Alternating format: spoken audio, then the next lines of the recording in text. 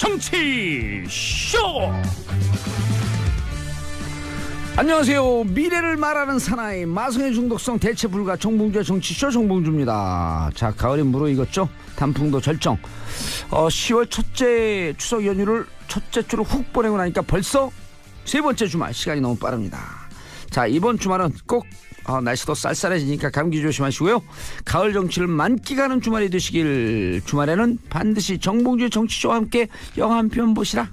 103.5MHz 러브 FM SBS. 저는 우리들의 영원한 친구, 돈 대주는 친구 스폰서 광고 듣고 오겠습니다. 자, 정봉주의 정치쇼 1부 순서 들어가겠습니다. 뉴스보다 영화, 영화보다 떠오른 정치 이야기. 뉴스보다 영화죠. 정치쇼 마침 유명한 영화평론가 감탄사로 시작합니다.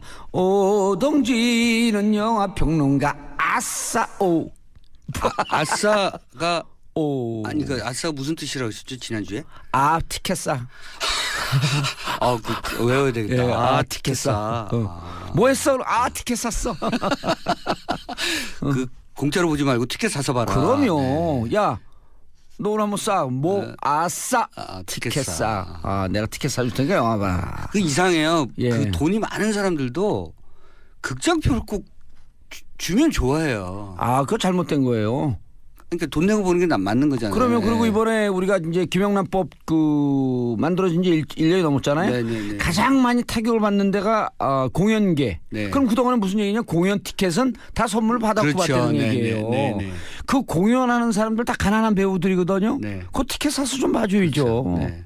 근데도 이상하게 티켓 주면 좋아하더라고요. 예. 아니 원래 우리 조선 속담이 멋지잖아요. 공짜로 주면 양잿물도 먹는다. 이런 속담 있는 나라 없어요. 거기서 우리가 지난주에 남한선선 했는데 네. 재밌는 데서 하나 오잖아요. 그 용골대인가 네. 용골대인가 저쪽 여진족 대장 장수가 네. 그 역관이 있어요. 역관이 저들이 역관, 지금 통역관한테 물어봐요. 저들이 저 안에서 지금 뭘 하고 있는 건가?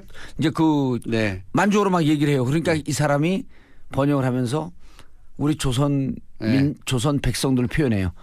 조선 민족은 글을 읽는 민족이기 그렇죠. 때문에 명분을 중시합니다. 네. 우리 민족의 맞아요. 가장 그 큰 대사 힘이 있죠. 교육의 힘이다. 이번 주에 가져온 영화 블레이드 러너 2049 하고요. 네, 그리고 정말 아까운 영화 퍼펙트 데이 가져왔습니다. 퍼펙트 데이. 자, 이것도 얼마 전에 상영했던 거죠? 네. 뭐 아주 망했죠. 많은 분들이 안 봤는데 제가 볼 때 하반기에 개봉된 그 외화 중에 탑 5에 들어가는 영화입니다. 블레이드 러너 2049는 1980년에 리들리 스콧 감독이 만들었던 블레이드 러너의 리메이크라고 생각하실 것 같은데 아니고요. 일종의 속편격입니다. 속편, 네. 시퀄. 네, 시퀄이고요. 예. 이제 이거 여러분들 많이 좋아하시는 드니 빌레브가 이번엔 연출을 맡았습니다. 드니 빌레브는 캐나다 출신의 감독이고 뭐 짱마르크 발레 등등과 함께 캐나다의 3대 감독 중에 한 명이죠. 그렇죠? 네. 그래서 워낙 그 많은 한국에서도 많은 대중들을 이끌고 있고요. 컨택트 같은 작품 그리고 그을린 사랑 이런 영화를 만들어서 뭐 가장 좋아하시는 작품은 시카리오가 아닐까 싶어요. 시카리오도 만든 감독이죠. 요즘 아주 시카리오? 네. 와, 그 입소문을 그냥 그 롱런했던 영화. 네, 시카리오. 네. 멕시코 갱. 네, 콜롬비아 메데인 카르텔. 마약상 걸린. 콜롬비아 마약상이 굉장히 복잡한 구조를 갖고 있는데요. 시카리오 무척 재밌게 봤는데 전 그거 4번이나 봤어요, 영화관에서. 네. 그 마약 단속국과 FBI 갈등도 나오고요. 시카리오가 일종의 닌자예요. 저쪽 말로 하면. 그래요? 그렇죠. 이게 무슨 뜻인지 킬러, 히트맨. 네. 아주 잔혹한 잔혹한 킬러를 가리키는 말이 시카리오입니다. 암살자. 콜롬비아 특별수사관이었다가 가족이 검찰이었다가 갱스터들의 복수에 의해서 부인과 자식을 잃고 그들에게 다시 복수로 나서는 검찰의 이야기. 콜롬비아의 이제 그 메데인 카르텔은 아예 콜롬비아 지역을 그 자기의 그 거점으로 삼고 있고요.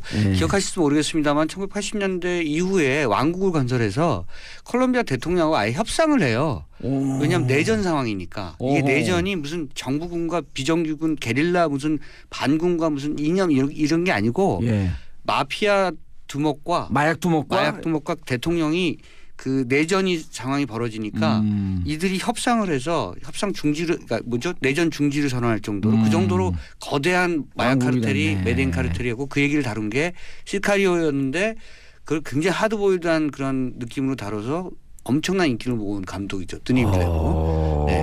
그래서 시카리오를 만든 감독이구나. 이 감독이 만든 블레이드 러너 2049입니다. 이 2049는 말씀드린 것처럼 속편격이니까요. 예. 이제 블레이드 러너 뜻을 기억하셔야 되는데요. 예. 요즘 신세대 분들이거나 나이 드신 분들 영화 안 보신 분들은 블레이드 러너가 뭘까 이렇게 생각하실 거예요. 그러니까 그 미래 도시에 미래 세계에 리프리컨트 그러니까 인조인간들이 만들어지고요. 인간과 사이보그죠. 사이보그죠. 아주 인간과 비슷한 형태. 근데 완벽하면 안 돼요.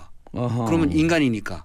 그러니까 소모를 할 수가 없잖아요. 그러니까 인간이 소모할 수 있을 만큼만 인간에 가까운 형태의 사이보그 인조인간이 리플리컨트입니다. 그런데 이제 계속 신형을 개발하니까 구형들을 이제 폐기를 해야 되는데 구형들도 사실 인간에 가깝기 때문에 지능을 갖고 있거든요. 그러니까 도망가요. 탈출하고. 우리 폐기 못하게. 노예 생활에서 도망가기도 하고 또는 그런 그 폐기 상황을 모면하기 위해서 도망가는데 그들을 쫓아서 폐기하는 사람이 바로 특수형사 블레이드 러너입니다. 블레이드 러너. 그래서 이제 1980년에 블레이드 러너 역을 맡았던 사람이 해리슨 포드죠. 그리고 지금은 사라진 여배우 쇼온 영이 또 다른 사이보그 미모의 사이보그 그 인조인간이었고요. 이 둘이 사랑에 빠지면서 탈출하는 것이 마지막이었어요. 자, 그 둘이 탈출을 했고요. 그리고 나서 그 후에 어떻게 됐을까? 그때가 이제 2020년 상황이었거든요. 2020년. 1980년에 만들 때 2020년대를 상정하면서 만들었던 영화고. 근데 지금 2020년 가까웠는데 이제 그런 것과 비슷한 것 같아요. 왜냐하면 지금 그 뭐죠? 운전자 없는 차. 그렇죠. 무인차. 전기차. 네, 무인차 나오고 전기차 나오고 막 이러잖아요. 근데 1980년에 만들어진 블레이드 러너에서는 뭐 공중에 떠다니는 차, 자기 부상차 이런 게 지금 없을 뿐인데 자기 부상 열차는 있잖아요. 그러니까 뭐 나르는 자동차도 이제 2, 3년 뒤면 상용화되잖아요. 그 20년 내. 한 뭐 그렇게 뭐 미스매칭 되는 건 아닌 것 같아요. 이제 이 지금의 상황을 염두에 두고 만들어진 영화고 이 영화는 20년 후입니다. 그래서 2049년에는 과연 어떻게 일이 전개될 것인가. 자, 얘기는 여기서부터 시작돼요. 인간과 리플리컨트하고 사랑을 하는 거예요? 그렇죠. 그때 영화가 굉장히 복잡한 그 미래형 인간의 존재감에 대해서 얘기하는 거고요. 사실은 거꾸로 얘기하면 이 영화에서 블레이드 러너 2049에서 보면 제가 이 영화를 갖고 온 이유가요. 그런 건데요.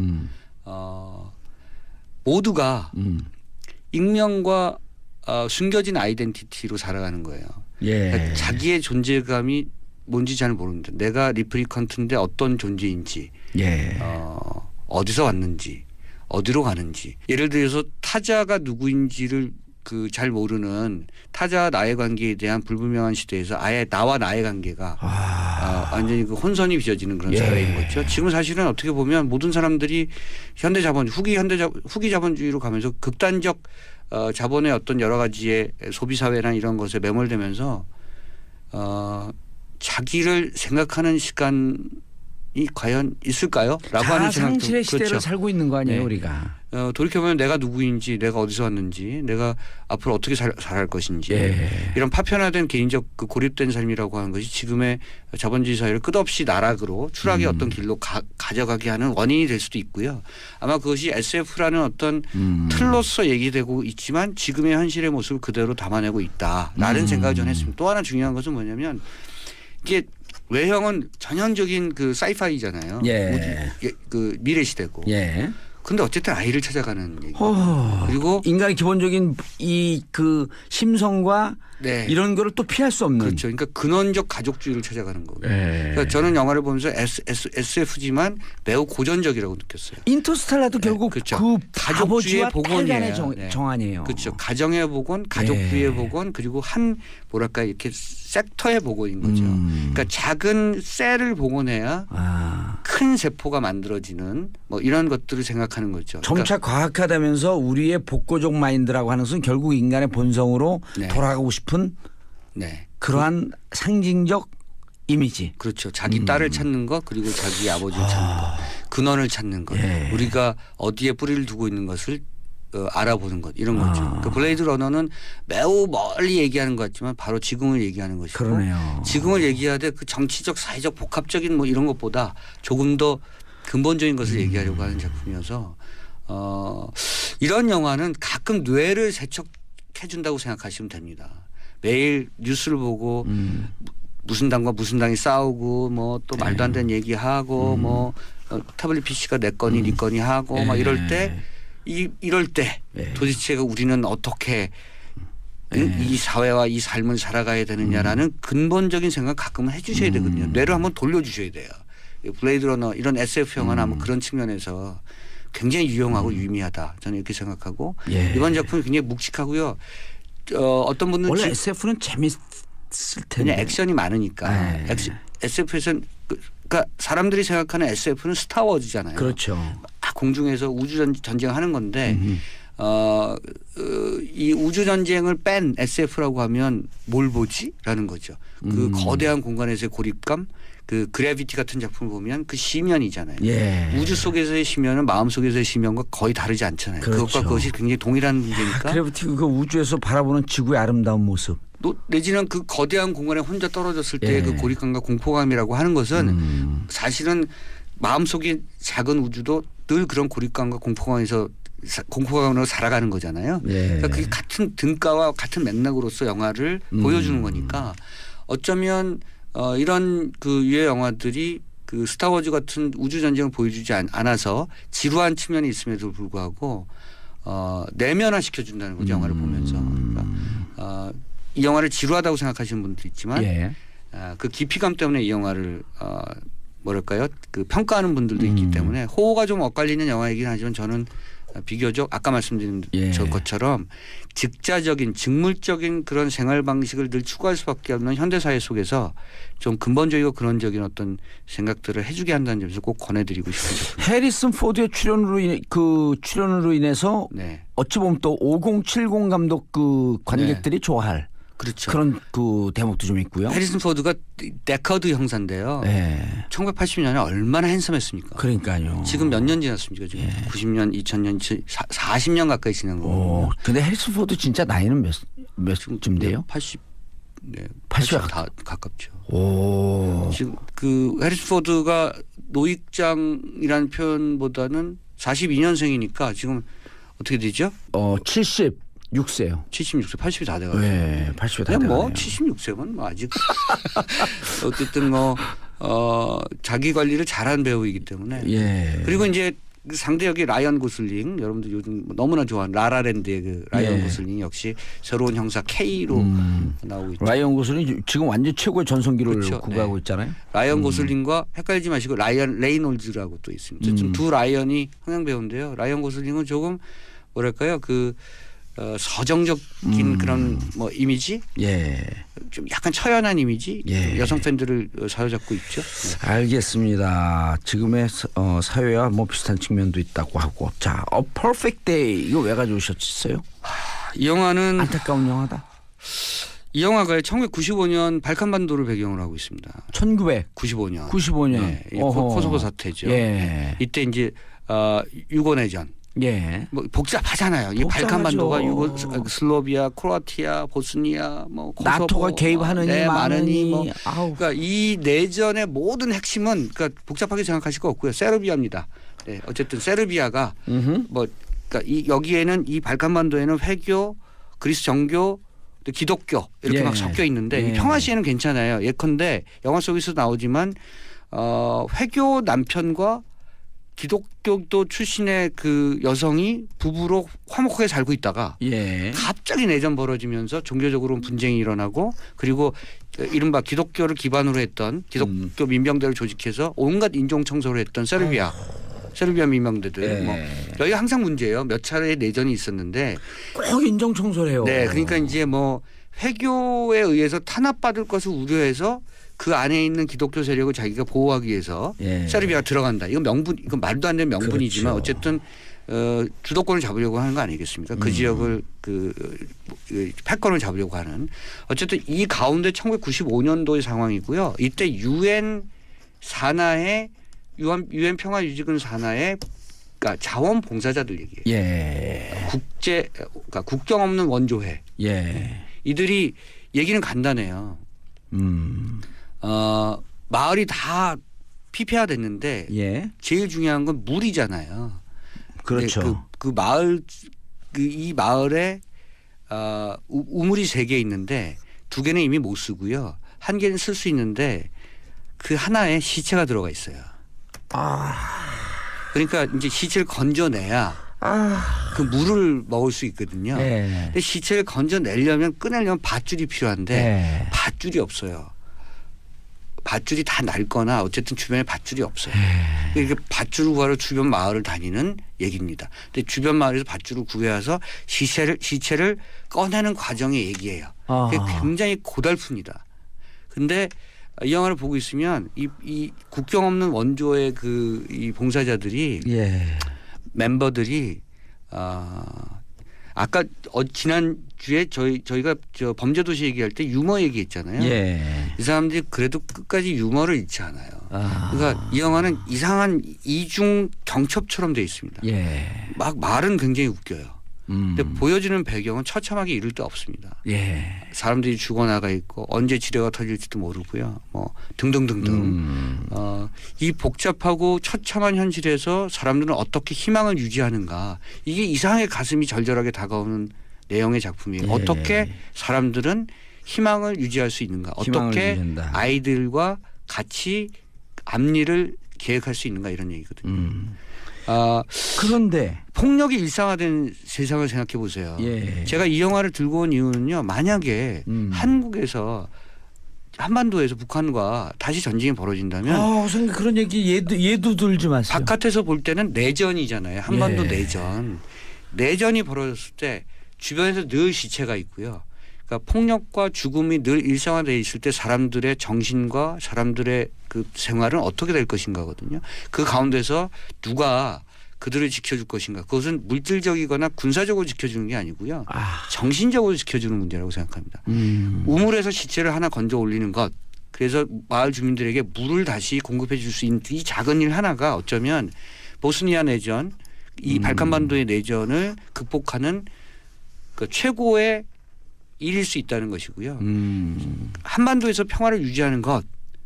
이것이 뭐 정치적이고 국제 외교적이고 매우 중요한 여러 가지 거대 담론이 있습니다만 예. 어쩌면 작은 일들 하나 뭐 예컨대 그럼에도 불구하고 북한의 그 어린이들 기아들을 돕는다든가 예. 등등 작고 구체적인 어떤 사례를 통해서 한반도의 평화 유지될 수도 있을 것이다. 아마 그것을 퍼펙트 데이에서는 예. 얘기하려고 하는 것이 아닌가. 제목은 뭐랄까요 반어적이에요. 보통 너무나 절망적인 인생인데 그렇죠. 일상이고 하루가 너무 힘들 때 야 오늘 정말 끝내주는 날이네 이렇게 얘기하잖아요. 퍼펙트 데이가 그런 의미를 갖고 있습니다. 정말 하루 종일 정말 끝내주는 날이네 오늘. 고생 이거죠. 잔뜩 하고 네. 마지막에 소주 한 잔 먹자 그러면서 하려는데 전화가 또 와요. 또 와요. 이런 삼겹살을 다 시키기 전에 오면 취소라도 하잖아요. 해갖고 고갖고 한 점 딱 먹으려는데 전화 왔고 야 지금 빨리 일 터졌어. 그럼 가면서 뭐라 그래요? 오늘 진짜 대박이다.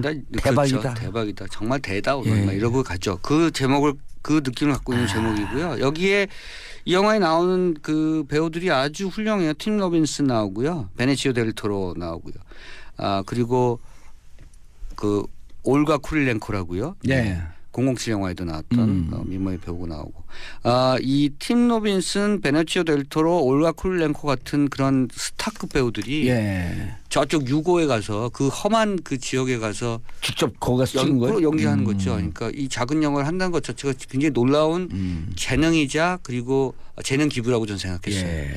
이 영화에서 자꾸 그 부감 쇼트가 나와요. 그 차가 유엔 이 차량이 지나갈 때 이들이 탄 차량이 지나갈 때 그 자꾸 위에서 공중에서 찍거든요. 예. 자꾸 몇 번이나 반복해서 보여준 장면을 통해서 저는 무슨 생각했냐면 하늘에서 보고 있구나.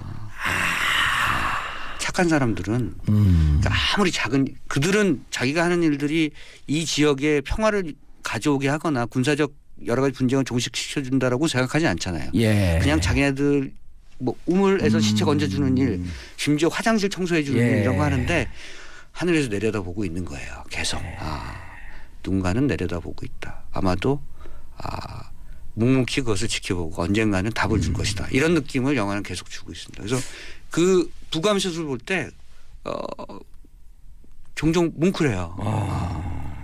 그 저는 종교적인 어떤 그런 그 견해도 없고 그런 종교 생활을 해본 적이 없습니다만 필요할 것 같아요. 아, 그럼 보고 있다. 예를 들어 우리가 지금 하고 있는데 우리는 모르고 있는데 이 커튼에 누가 숨어 있어요. 그러면서 우리가 하는 행동을 다 보고 있어. 그것이 하늘이라고 얘기한다면 우리는 너무나 부끄럽고 오만하고 덧없는 삶을 사는 거예요. 그렇죠. 네. 그런 그 하늘에서 쫙 그 장면을 보여주고 있는데 행동하는 사람들은 누가 우리를 보고 있는지 모르고 있고. 그렇죠. 네, 어쨌든 영화에서의 그 전지적 시점이라고 할까요? 그 이 삼자적 시점이라고 하는 게 굉장히 그 비중 있게 다가옵니다. 그러니까 처음에는 그 부감 쇼트가 아무렇지 않게 보이다가도요. 후반으로 갈수록 아 그렇구나. 그렇게 살아야 되는구나. 누군가는 목표를 갖고 작은 목표를 실천하면서 살아야 된다. 큰 목표 필요 없어요 사실. 그런 얘기를 하는 작품이어서 저는 매우 이 시기에 필요한 영화라고 생각했는데 대폭망. 안타깝네요. 그래서 여러분들께서 다시 한번 영화를 One Perfect Day. 제가 아마 연말쯤에 기획전을 한번 하려고요. 제가 항상 매년마다 하는데 망한 영화 다 모아서 좋은 영화 다 모아서 이제 하는 영화 기획전이 있습니다. 그때 다시 한번 소개해드리려고 속담책이 안 나오는 속담을 하나 알려드릴게요. 악한 끝은 없어도 선한 끝은 있다. 아하. 선한 것은 반드시 결과를 돌아온다. 악한 사람은 지금 계속 도망다니고 있잖아요. 누구라고 얘기는 안 하겠습니다. 잘 살아요 또. 잘 사는 것처럼 보이는 거예요. 그렇죠. 원래 아주 그 내공이 강한 아기는 끝까지 바둥바둥 살아 있습니다. 결국은 무상급식. 자, 블레이드 러너 1편 OST죠. 반젤레스의 One More Kiss Dear 듣고 저는 2부에 다시 찾아오겠습니다. 광고 듣고 옵니다. 채널 고정하소서. One more kiss.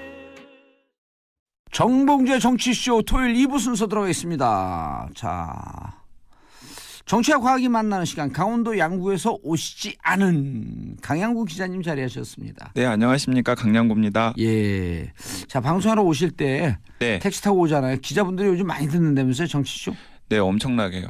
사실 기자들이 듣는 게 아니라 기사님들. 기사님들이. 저 방금 택시 타고 왔는데 기사님이 듣고 계시더라고요. 그래서 봉도사님이 지금까지 뭘 했는지 제가 알고 있습니다. 그래요? 네. 알겠습니다. 자, 오늘 어떤 이야기? 오늘은 뉴로폴리틱스라고 하는 새로운 과학 분야의 내용을 좀 소개를 해드리려고. 뉴로는 뉴런에서 나온 표현 같고요. 네, 신경. 신경. 우리나라 말로 하면 신경 정치학이라고 하는데요. 신경 정치과학. 네. 그러니까 그렇잖아요. 이렇게 뇌를 연구하는 사람들이 가장 관심을 가지는 주제 중에 하나가 사람들은 어떻게 선택을 하는가이거든요. 그런데 세상에서 가장 중요한 선택이 뭡니까?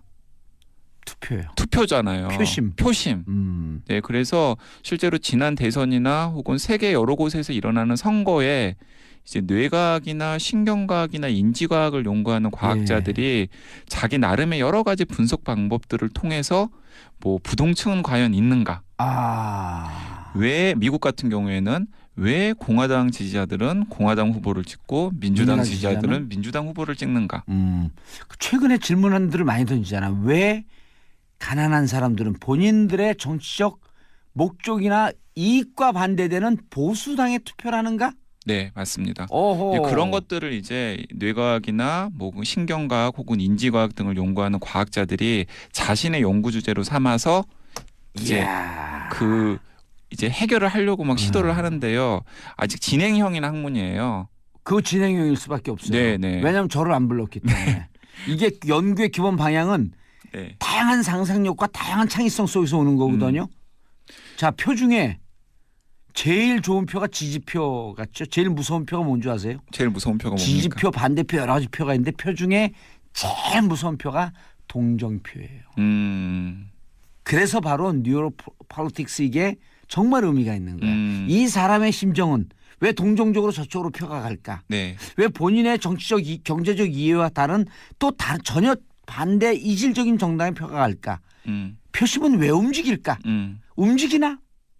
움직이지 않나? 왜 표심은 결정이 될까? 네.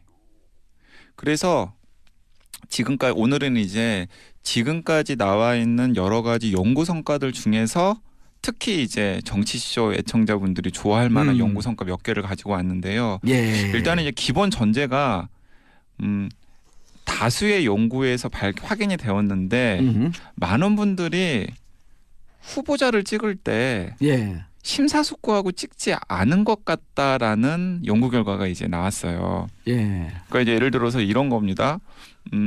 대학생들을 상대로 대학생들이 잘 알지 못하는 후보들의 사진을 1초, 2초씩 보여준 거예요. 야, 재밌는 실험이다. 예, 그랬더니 예. 이제 당연히 호감 가는 인상을 가진 사진, 호감이 가지 않는 약간 비호감인 인상을 가진 사진 이런 것들이 이제 확인이 됐을 것 아니에요. 예. 그런데 그게 선거 결과랑 그대로 똑같다라는 거죠.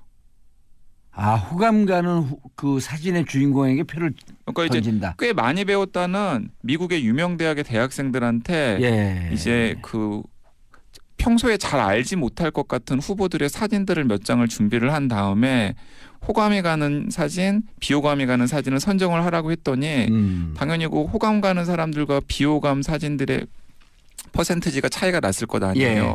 근데 그 퍼센트지가 선거 결과를 거의 그대로 예측을 했다라는 겁니다. 그러니까 많은 사람들이 이제 이미지를 보고 투표한다. 그렇죠. 네, 이미지 혹은 첫인상을 보고 투표를 한다라는 겁니다. 그래서 많은 정치인들이 이미지 정치를 한단 말이에요. 보이기에도 좋고 네네. 나이스해 보이고 네. 더 깔끔해 보이려고 노력하고. 그런데 이미지 정치할 이 실험에 질문을 제가 던져볼게요. 네. 이 실험은 결국은 사진으로만 보고 판단할 수밖에 없었던 제한된 정보였었고 각 사진에 붙어있는 학력, 경력, 활동 내역 이런 정보가 붙게 되면 바뀌지 않을까요? 그래서 바뀔 수도 있죠. 바뀔 수도 있는데 일단은 첫인상이라는 게 굉장히 그 정치적인 뭐 투표와 같은 하는데. 중요한데도 굉장히 큰 영향을 미친다라는 사실을 이제 이 실험에 이제 알려주고 있는 건데 사실 이 실험이 이제 이런 결과가 나올 수밖에 없는 이유를 또 이제 과학자들이 이제 한번 설명을 해봤어요. 그랬더니 그럴 법한 게 사실 사람은 옳고 그르고 같은 논리적인 판단을 하기에 뇌가 설계가 되어 있지 않아요. 예? 네. 왜냐하면은 예를 들어서 이런 거잖아요. 예를 들어서 이제 그래서 부도덕하고 도덕 거짓말 많이 하는 사람이 대통령이 되는 사회가 된 거예요? 맞아요. 그런 것과 또 연결이 되는 건데 왜 그러냐면은 이제 아주 오랫동안 굉장히 척박한 환경에서 사람은 진화를 해왔지 않습니까? 예. 근데 그때는 예를 들어서 저기에 사자가 갑자기 나타나요. 아프리카 초원에서. 근데 옳고 그름을 거기서 막 심사숙고하다가는 어떻게 될까요? 잡혀먹기가 십상이겠죠. 그러니까 당장 뭐 뱀이 나타나거나 아니면 사자가 나타나거나 뭔가 뒤에서 뭔가 이렇게 공포의 기운이 딱 나타나면은 싫다 좋다를 즉각적으로 판단을 한 다음에 도망을 가든가 아니면은 그 자리에 싸우든가 이런 걸 이제 판단을 해야 되는 거죠. 그건 낯선 사람을 만날 때도 마찬가지예요. 많은 경우에 낯선 사람들은 위협적인 존재잖아요. 예. 그러니까 낯선 사람이 딱 나타났을 때 저 사람이 내 친구가 될 사람인지 혹은 나한테 위해를 끼칠 사람인지를 보자마자 즉각적으로 판단을 해야 되는 환경에서 이제 오랫동안 이제 우리의 조상들이 살아왔다라는 거죠. 그래서 우리 뇌는 그렇게 세팅이 되어 있다는 거죠. 그러니까 옳고 그르다를 판단하는 것보다는 좋다 싫다를 즉각적으로 판단하기에 훨씬 더 최적화되어 있는 게 우리 뇌이기 때문에 정의와 불의가 아니라 호불호를 뇌는 그렇게 세팅되어 있다. 그러니까 어떤 정치인들 혹은 처음 만나는 뭐 사업상 미팅 상대를 딱 봤을 때 자기도 모르게 뇌는 그렇게 되어 있다. 좋다 싫다 혹은 내 편이다 내 편이 아니다를 판단을 한다는 거죠. 그렇게 먼저 판단한 다음에 그 판단에 부합하게끔 자꾸 거기에 설명을 덧붙이는 거예요. 그러니까 예를 들어서 이 정치쇼 듣고도 막 제가 댓글 가끔 확인해 보는데 아재 개그 너무 싫다. 짜증난다 이렇게 댓글 다는 소수의 분들이 계시잖아요. 그런 분들이 아직도 있어요? 그런 분들이 계시더라고요. 근데 그런 분들은 봉도사님의 아재 개그가 정말 싫은 게 아니라 그냥 봉도사님이 싫은 거예요. 근데 봉도사님이 싫은데 왜 계속 듣죠, 근데? 봉도사님이 싫은데 정보는 얻어야 되니까. 네, 정보는 얻어야 되니까. 또 사람들이 듣는다고 하니까 군중 심리 때문에. 네, 듣는데 봉도사님이 싫은 거예요. 근데 싫은데 아재 개그를 하니까 더 싫은 거야. 나는 아재 개그를 하기 때문에 지금 봉도사한테 싫은 감정이 지금 생기는구나 하면서 이제 댓글을 다는 거죠. 명분을 찾는구나. 네. 이유와. 근데 이거 나는 아재 개그 좋던데 막 이렇게 또 댓글 다시는 분들이 있어요. 네. 그런 분들은 아재 개그가 실제로 좋아서 댓글을 다는 게 아니라 그냥 봉도사가 좋은 거예요. 정봉주가 좋은 건데 그러니까 정봉주가 좋다 보니까 심지어는 재미없는 아재 개그까지도 그냥 재밌게 들리게 재미없어요? 아니 뭐 말이 그렇다는 거죠. 네. 여기서 이제 더 나아가서 선거 때 이제 많은 후보들이 가장 초점을 맞추는 게 부동층이잖아요. 선거 막판까지 아직 결정하지 않은 층. 그래서 부동층의 표심을 잡은 후보가 선거에서 이길 것이다. 그래서 부동층의 표심을 잡기 위해서 뭐 어떤 캠페인을 하고 뭐 네거티브 전략을 할지 파지티브 전략을 할지 이런 것들을 이제 각 선거 본부의 이제 전략가들이 굉장히 고심을 하지 않습니까? 그런데 그 알쓸신잡으로 굉장히 유명해진 그 전에도 유명하긴 했습니다만은 그 카이스트에서 뇌과학을 연구하는 정재승 박사가 지난 대선 캠페인 기간에 굉장히 재밌는 실험을 하나 했어요. 그 실험을 이제 최근에 제가 만나서 설명을 들어보니까 굉장히 흥미롭더라고요. 그 얘기를 또 이제 가로 이어가지고 제가 소개를 해드릴 텐데 본인이 부동층이라고 생각하는 사람들을 일단 모았습니다. 정재승 박사 팀이 일단 모아가지고 굉장히 간단하지만 흥미로운 실험을 했어요. 어떤 실험을 했냐면 이 모니터 화면에 이제 그때는 이제 그 지금 문재인 대통령 그 후보였던 문재인 후보와 그리고 안철수 후보 이제 이 두 사람을 놓고서 이제 실험을 했는데 그 모니터의 한쪽에는 문재인 후보 사진과 그리고 안철수 후보 사진을 오른쪽 왼쪽 번갈아 가면서 보여주는 거예요. 그리고 나서 문재인 후보 사진이 나오면 문재인 후보 쪽에다가 커서 클릭을 하고 오른쪽에 클릭을 하고 그리고 안철수 후보 사진이 나오면 왼쪽에 클릭을 하라고 지시를 내린 거예요. 굉장히 쉽잖아요. 굉장히 쉽잖아요. 그러니까 상당히 오랫동안 이제 뭐 여러 번 반복을 하니까는 굉장히 빠른 속도로 이제 그걸 할 수 있게 되겠죠. 그런데 이제 절묘하게 그 다음에 이제 2단계 실험에서는 어떤 걸 했냐면 그렇게 숙달된 분들한테 문재인 사진과 안철수 사진 밑에다가 쓰레기, 싫다, 좋다, 꽃 뭐 이런 식의 약간 긍정적인 이미지의 단어들과 부정적인 이미지의 단어들을 랜덤하게 이렇게 노출을 시켜본 거예요. 그러니까 때로는 문재인 후보 사진 밑에 쓰레기라는 단어가 노출이 될 수도 있고요. 때로는 안철수 후보 사진 밑에 쓰레기라는 단어가 노출될 수도 있고 그리고 뭐 꽃이라던가 사랑이라던가 희망이라던가 이런 긍정적인 이미지의 단어들도 노출이 될 수 있게끔 이렇게 해보는 거예요. 그랬더니 지금까지 굉장히 열심히 연습을 했던 분들이 반응 속도가 달라진 거예요. 그러니까 어떤 분들은 문재인 후보 사진 밑에 쓰레기라는 단어가 있을 때 주춤하는 거예요. 그리고 어떤 분들은 안철수 후보 밑에 쓰레기라는 단어가 있을 때 똑같이 굉장히 빨라지는 거고 그리고 또 반대로 또 안철수 후보 밑에 쓰레기라는 단어가 있을 때 어떤 사람은 주춤해지는 거고 그건 이제 어떤 걸 이제 얘기를 하는 거냐면 이런 거죠. 본인이 부동층이라고 생각을 했지만은 내심 속으로는 지지하는 후보 혹은 선호하는 후보가 있는 거예요. 이미 결정이 되어 있는데 다만 그것을 무의식 속에 잠재해놓고 있든지. 무의식 속에 잠재해 있거나 혹은 의식적으로 알고 있어도 소극적으로 생각하고. 근데 예를 들어 이런 거죠. 본인은 이제 속으로 문재인 후보를 좋아하는데 밑에 쓰레기가 있는 거예요. 그러면 바로 아니, 어떻게 달림이랑 쓰레기를 이런 식의 이제 반응이 와서 순간 딱 누르는 거 주춤하게 되는 거예요. 그래서 이제 그 반응 속도의 차이를 가지고 기존의 반응 속도와 그리고 그런 부정적인 단어들이 같이 노출되었을 때 반응 속도를 비교를 해보니까 80% 정도가 일치하더라. 그러니까 부동층이라고 본인들을 밝힌 사람들이 한 80% 정도는 이미 마음속에 내심 본인이 지지하거나 혹은 호감을 가지거나 긍정적인 이미지를 가지고 있는 후보가 있었던 건데 라고 근데 그걸 가지고 이제 선거 결과가 나온 다음에 그 실험에 참여했던 분들한테 실제로 누구를 찍었는지를 봤더니 이제 알려달라고 이제 요청을 했더니 실제로 80% 정도가 일치한 겁니다. 그래서 부동층이 있었던 게 아니라 본인이 스스로 부동층이라고 믿고 있었을 뿐이지 이미 정치적 입장은 결정이 되어 있었다라는 거죠.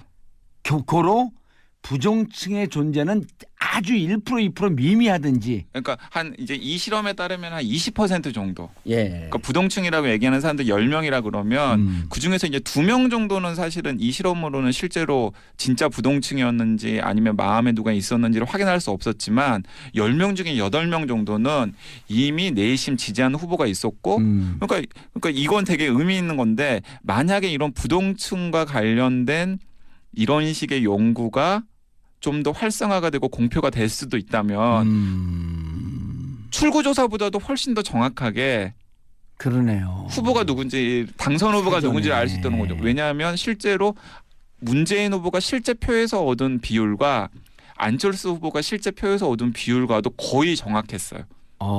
이 심리 테스트를 할 때 네. 출구조사보다도 더 정확한 사전 예측 기술이 가능한 거죠. 네. 그러니까 보통 우리가 부동층을 20에서 30쯤 보니까 20으로 봤을 때 그중 20 중에 20% 그러니까 전체 비율로 하게 되면 4%쯤만 아직 결정되지 않은 상태로 존재했을 뿐이지 실질적으로 우리가 언론에서 얘기하는 20%의 부동층이라고 하는 것은 없을 개연성이 대단히 높다. 이 얘기가 설득력이 있는 게요. 그러니까 실제로 선거도 몇 번 치러 보셨잖아요. 어떠세요? 이런 결과를 들으니까. 선거를 몇 번 치러보지 않고 많이 치러봤고요. 붙은 선거가 거의 없고 떨어진 선거가 더 많았을 뿐이죠. 실제로 이제 많은 정치학자들이나 선거 캠페이너들이 부동층의 존재가 있다라고 생각을 하고 그 사람들을 스윙 보터라고 하잖아요. 스윙 보터라고 그러죠. 여기로 왔다 갔다 한다고. 그네처럼 왔다 갔다. 근데 실제로는 실제 선거에서는 별로 왔다 갔다 하는 사람들은 없다라는 겁니다. 다만 더 많이 적극적으로 나오거나 소극적으로 안 나오거나 그러니까 이 차이다. 이런 사람은 있을 수 있을 거예요. 그러니까 예를 들어서 2007년 대선에 이명박을 지지했다가 2012년 대선이나 혹은 2017년 대선에는 문재인 후보를 지지하는 사람은 있을 수는 있겠죠. 하지만 이제 선거 캠페인이 시작될 즈음에 특정 후보에 대한 선호도가 어느 정도는 다 결정이 되어 있기 때문에 뭐 한 달 내지 한 몇 주간의 그런 여러 가지 돌발 사건이라든가 아니면 뭐 정책이라든가 이런 걸로는 별로 이렇게 선거 결과에 영향을 줄 만한 유의미한 뭔가가 없을 것이다라는 게 이제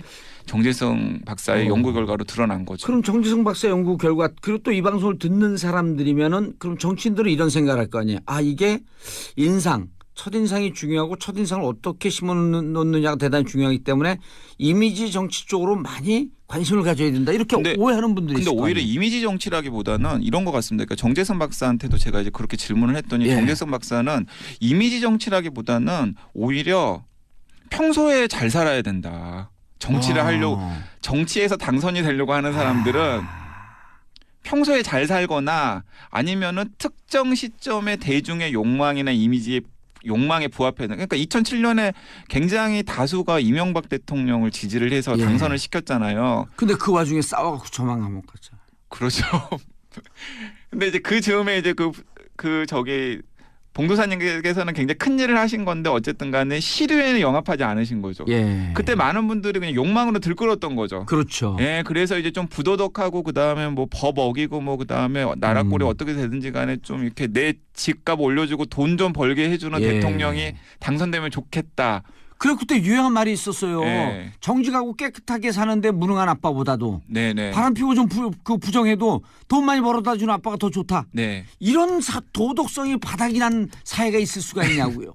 근데 이제 그때 이제 딱 그런 대중들의 그런 정서라든가 시대 정신을 파고든 게 바로 이제 MB였고 그래서 MB가 당선이 된 건데 근데 이제 문재인 대통령 같은 경우는 이제 정반대였던 것 같아요. 뭔가 이제 다른 시대 정신이라는 게 있잖아요. 그렇죠. 뭔가 좀 공정하고 선하고 뭔가 대한민국이 과거와는 다르게 좀 더 달라졌으면 좋겠고 하는 대중들의 염원이나 이런 것에 딱 부합하는 어떤 이미지나 혹은 그런 삶을 살아왔던 게 지난 대선 후보들 중에서는 문재인 대통령이었고 그렇죠. 그래서 많은 사람들이 심지어 본인이 부동층이라고 생각하는 사람들조차도 내심 속으로는 문재인 대통령에 대한 호감을 가지고 맞아요. 있었다라는 게 이제 정재승 박사 연구 결과로 이제 나타난 거죠. 2007년도에 그렇게 그릇되고 오도된 시대 정신을 만들었던 사람이 결국 지금 가는 길이 뻔히 보이잖아요. 네, 근데. 뻔히 보이죠. 근데 우리가 이제 정치권에서 세평이거든요. 세간의 평가. 네네. 거기서 이런 얘기를 해. 세평은 단기간에 이루어질 수 있는 것도 아니고 돈으로 살 수 없는 거다. 맞습니다. 그렇기 때문에 정재승 박사 말 맞다나 평상시에 잘 살아야 된다. 평상시에 잘 살아야 되는 거죠. 그런 점 때문에 제가 좀 불편해요. 왜요?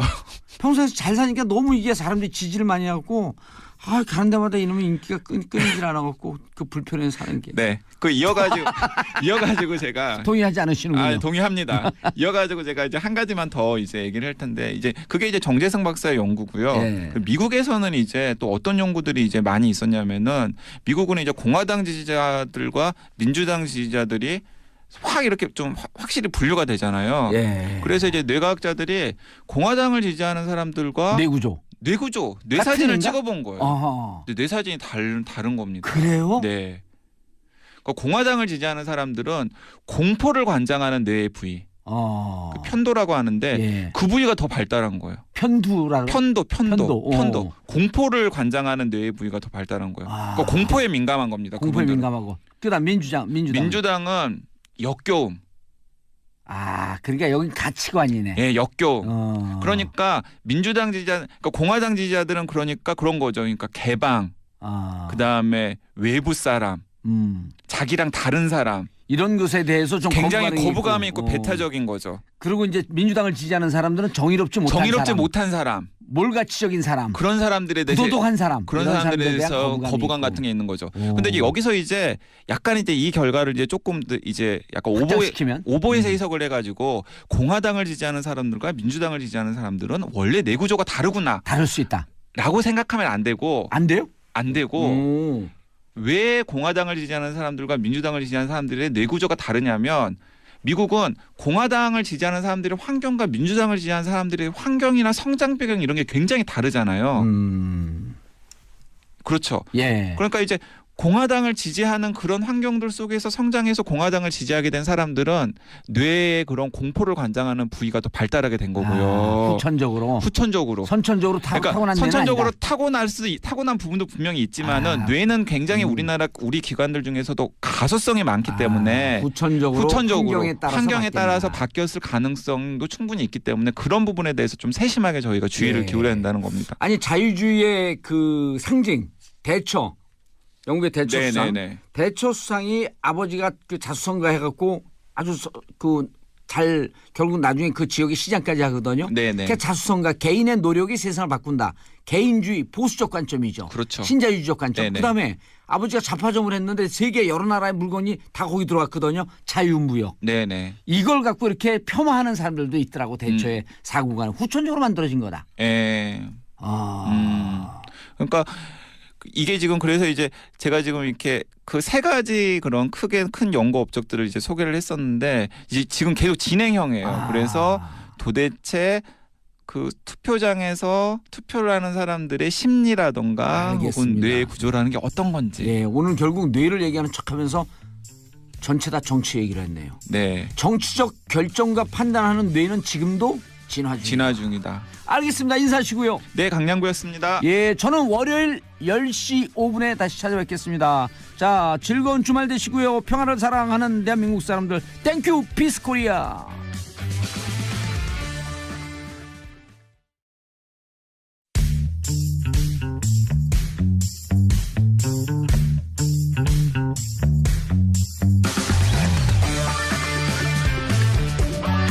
정봉주의 정치쇼.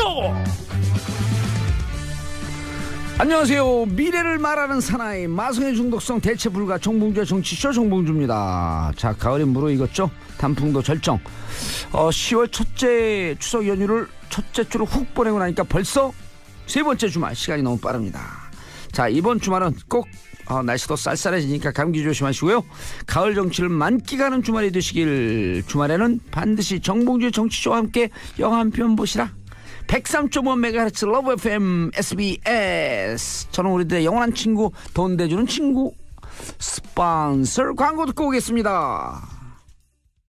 자, 정봉주의 정치쇼 1부 순서 들어가겠습니다. 뉴스보다 영화, 영화보다 떠오른 정치 이야기, 뉴스보다 영화죠.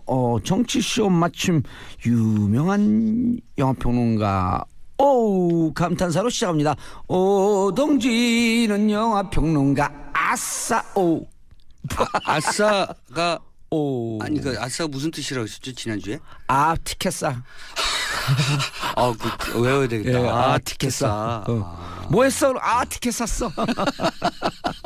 그 공짜로 보지 말고 티켓 사서 봐라. 그럼요. 네. 야, 너 오늘 한번 싸. 뭐 아싸. 티켓 싸. 내가 티켓 사줄 테니까 영화 봐. 그 이상해요. 예. 그 돈이 많은 사람들도 극장표를 꼭 주면 좋아해요. 그거 잘못된 거예요.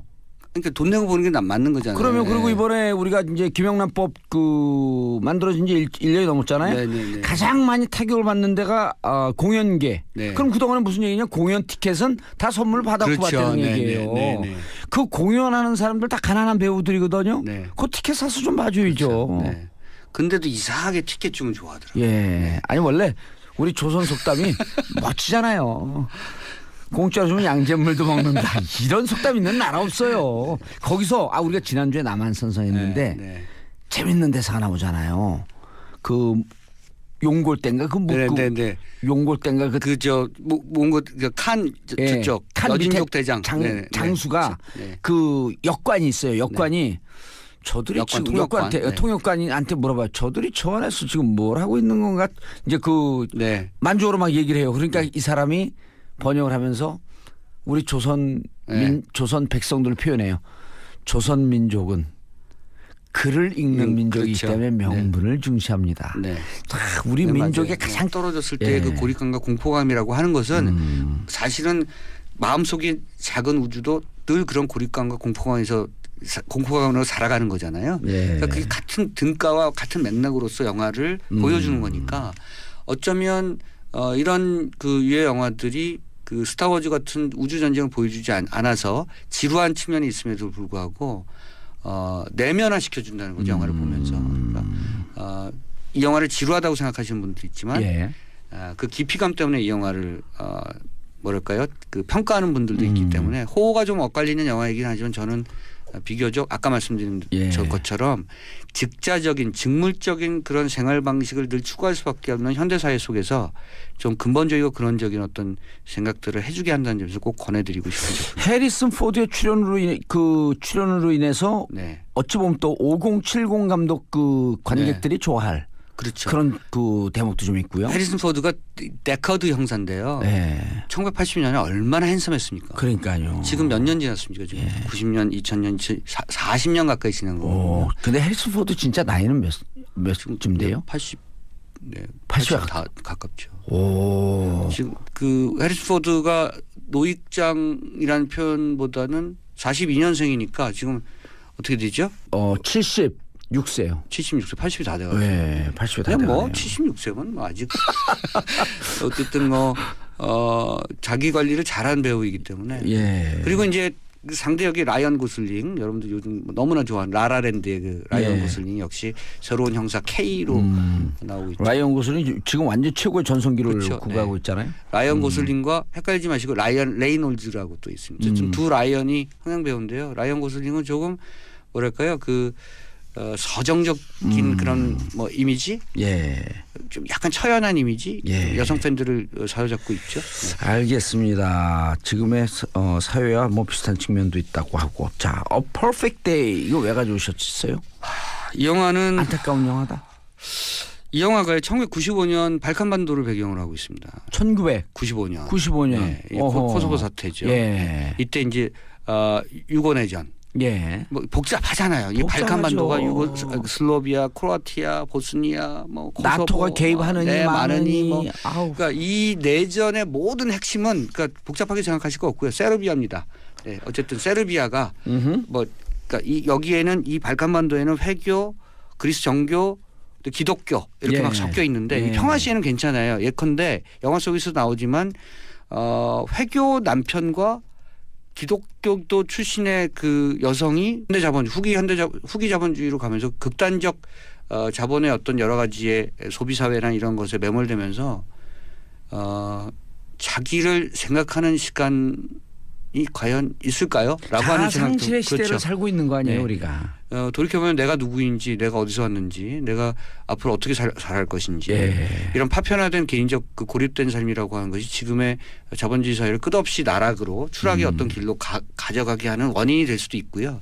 아마 그것이 SF라는 어떤 틀로서 얘기되고 있지만 지금의 현실의 모습을 그대로 담아내고 있다라는 생각을 저는 했습니다. 또 하나 중요한 것은 뭐냐면 이게 외형은 전형적인 그 사이파이잖아요. 그 미래 시대고. 근데 어쨌든 아이를 찾아가는 얘기. 그리고 인간의 기본적인 이 그 심성과 네. 이런 거를 또 피할 수 없는. 그렇죠. 그러니까 근원적 가족주의를 찾아가는 거예요. 그러니까 저는 영화를 보면서 SF지만 매우 고전적이라고 느꼈어요. 인터스텔라도 결국 그렇죠. 그 가족주의 아버지와 복원이에요. 딸간의 정안이에요. 그렇죠. 가정의 복원, 가족주의 복원, 그리고 한 뭐랄까 이렇게 섹터의 복원인 거죠. 그러니까 작은 셀을 복원해야 큰 세포가 만들어지는 뭐 이런 것들을 생각하는 거죠. 점차 과학화되면서 우리의 복고적 마인드라고 하는 것은 결국 인간의 본성으로 네. 돌아가고 싶은 네. 그러한 상징적 이미지. 그렇죠. 자기 딸을 찾는 것 그리고 자기 아버지를 찾는 것. 근원을 찾는 것. 우리가 어디에 뿌리를 두고 있는 것을 알아보는 것 이런 거죠. 그 블레이드 러너는 매우 멀리 얘기하는 것 같지만 바로 지금을 얘기하는 것이고 그러네요. 지금을 얘기하되 그 정치적 사회적 복합적인 뭐 이런 것보다 조금 더 근본적인 것을 얘기하려고 하는 작품이어서 이런 영화는 가끔 뇌를 세척해 준다고 생각하시면 됩니다. 매일 뉴스를 보고 무슨 당과 무슨 당이 싸우고 뭐 또 말도 안 되는 얘기하고 뭐 태블릿 PC가 내 거니 네 거니 하고 막 이럴 때 도대체 우리는 어떻게 이 사회와 이 삶을 살아가야 되느냐라는 근본적인 생각 가끔은 해 주셔야 되거든요. 뇌를 한번 돌려주셔야 돼요. 블레이드 러너 이런 SF 영화는 아마 그런 측면에서 굉장히 유용하고 유의미하다. 저는 이렇게 생각하고 이번 작품이 굉장히 묵직하고요. 어떤 분은 원래 SF는 재밌을 텐데. 그냥 액션이 많으니까 SF에서는 그러니까 사람들이 생각하는 SF는 스타워즈잖아요. 그렇죠. 공중에서 우주 전쟁을 하는 건데 이 우주 전쟁을 뺀 SF라고 하면 뭘 보지라는 거죠. 그 거대한 공간에서의 고립감, 그 그래비티 같은 작품을 보면 그 심연이잖아요. 우주 속에서의 심연은 마음 속에서의 심연과 거의 다르지 않잖아요. 그렇죠. 그것과 그것이 굉장히 동일한 문제니까. 그래비티 그 우주에서 바라보는 지구의 아름다운 모습. 내지는 그 거대한 공간에 혼자 그 대사 있죠. 교육의 힘이다. 이번 주에 가져온 영화 블레이드 러너 2049 하고요. 그리고 정말 아까운 영화 A Perfect Day 가져왔습니다. A Perfect Day. 자, 이것도 얼마 전에 상영했던 거죠? 네. 뭐 아주 망했죠. 많은 분들이 안 봤는데 제가 볼 때 하반기에 개봉된 그 외화 중에 탑 5에 들어가는 영화입니다. 블레이드 러너 2049는 1980년에 리들리 스콧 감독이 만들었던 블레이드 러너의 리메이크라고 생각하실 것 같은데 아니고요. 일종의 속편격입니다. 속편, 시퀄. 네, 시퀄이고요. 이제 이거 여러분들 많이 좋아하시는 드니 빌레브가 이번엔 연출을 맡았습니다. 드니 빌레브는 캐나다 출신의 감독이고 뭐 짱마르크 발레 등등과 함께 캐나다의 3대 감독 중에 한 명이죠. 그렇죠? 네. 그래서 워낙 그 많은 한국에서도 많은 대중들을 이끌고 있고요.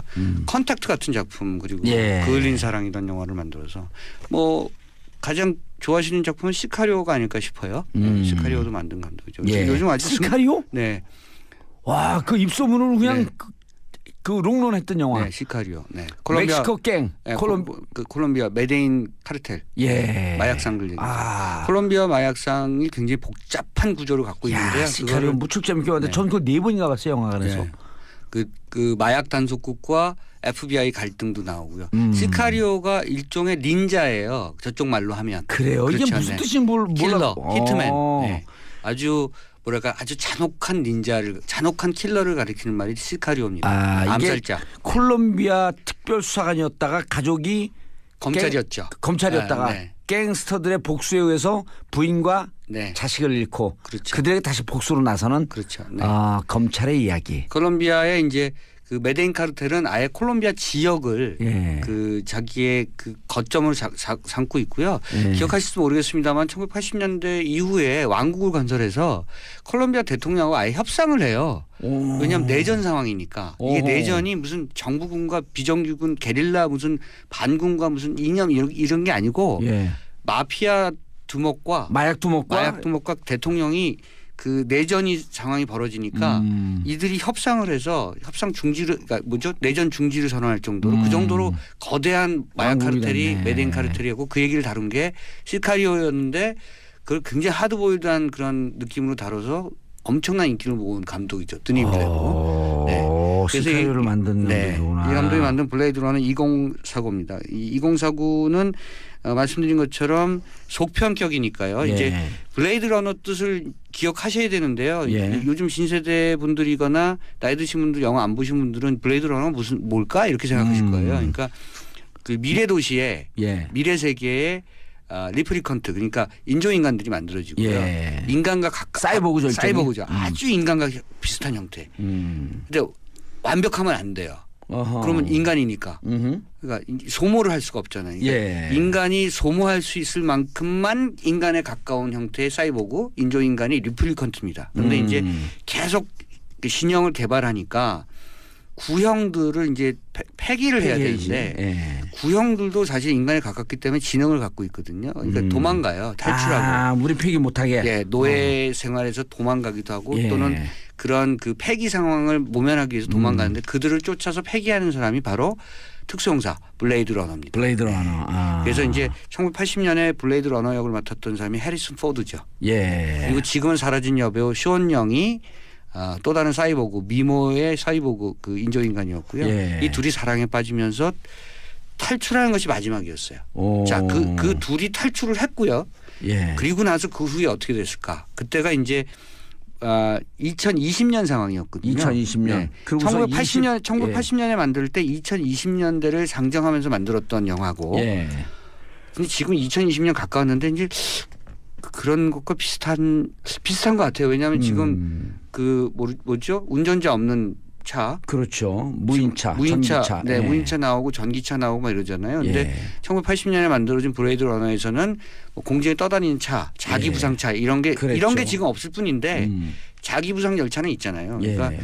뭐 나르는 자동차도 이제 2, 3년 뒤면 상용화되잖아요. 그러니까요. 그 20년 내. 한 뭐 그렇게 뭐 미스매칭 되는 건 아닌 예. 것 같아요. 이게 이 지구의 상황을 염두에 두고 만들어진 영화고 이 영화는 20년 후입니다. 그래서 2049년에는 과연 어떻게 일이 전개될 것인가. 자, 얘기는 여기서부터 시작돼요. 인간과 리플리컨트하고 사랑을 하는 거예요? 그렇죠. 그때 그런데 영화가? 굉장히 복잡한 그 미래형 인간의 존재감에 대해서 얘기하는 거고요. 사실은 거꾸로 얘기하면 이 영화에서 블레이드 러너 2049에서 보면 제가 이 영화를 갖고 온 이유가요. 그런 건데요.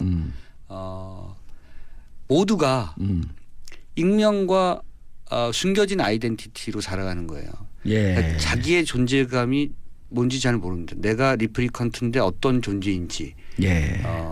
어디서 왔는지, 어디로 가는지. 예를 들어서 타자가 누구인지를 그 잘 모르는 타자와 나의 관계에 대한 불분명한 시대에서 아예 나와 나의 관계가 완전히 그 혼선이 빚어지는 그런 예. 사회인 거죠. 지금 사실은 어떻게 보면 모든 사람들이